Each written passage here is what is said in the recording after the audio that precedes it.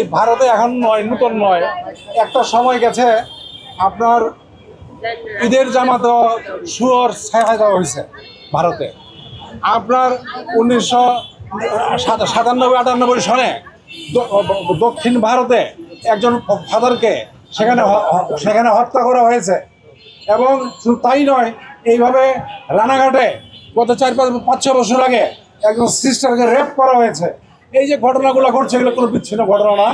এগুলো আমি মনে করি বাংলাদেশে যে হাজার বছরের সাম্প্রদায়িক সম্প্রীতির এই দেশ, আমরা বাংলাদেশে সকল সম্প্রদায়ের মানুষ, হিন্দু, মুসলিম, বৌদ্ধ, খ্রিস্টান, যতটুকু ভালোভাবে আছে, যতটুকু সুন্দরভাবে আছে, এই ঐক্যটাকে বিনষ্ট করার জন্য ওখানকার যে এখন যে আরএসএস সমর্থিত সরকার যারা আছেন তারা এই ঘটনাগুলো ঘটাচ্ছে সারা বিশ্বব্যাপী।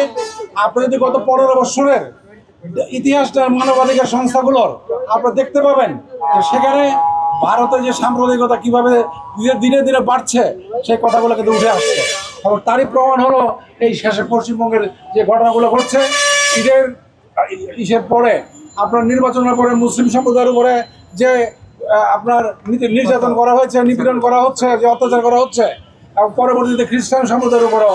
এবং এখানে আরেকটা কথা আমি না বলে পারছি না, সেটা হলো এটা যদি তারা বলে তাদের আভ্যন্তরীণ ব্যাপার, কিন্তু ভারতে একটা আইন করেছে মোদী সরকার কয়েক বছর আগে, আপনারা জানেন, যে বাংলাদেশ, পাকিস্তান এবং আফগানিস্তান থেকে যে কোনো সংখ্যালঘু, অর্থাৎ এই 3টা দেশের সংখ্যালঘু হলো হিন্দু সম্প্রদায়, খ্রিস্টান সম্প্রদায়, বুদ্ধিস্ট, তাদেরকে উস্কানি দেওয়া হচ্ছে।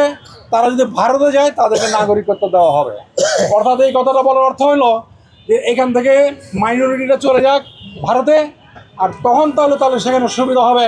ওখানকার যারা সংখ্যালঘু সম্প্রদায়, মুসলিম সম্প্রদায়, যেটা বৃহত্তর সম্প্রদায়, যারা প্রায় 30 কোটি জনগণের 135-40 কোটি যে লোক সংখ্যা ভারত, তার মধ্যে 30 কোটি হলো আপনার মুসলিম সম্প্রদায়ের লোক।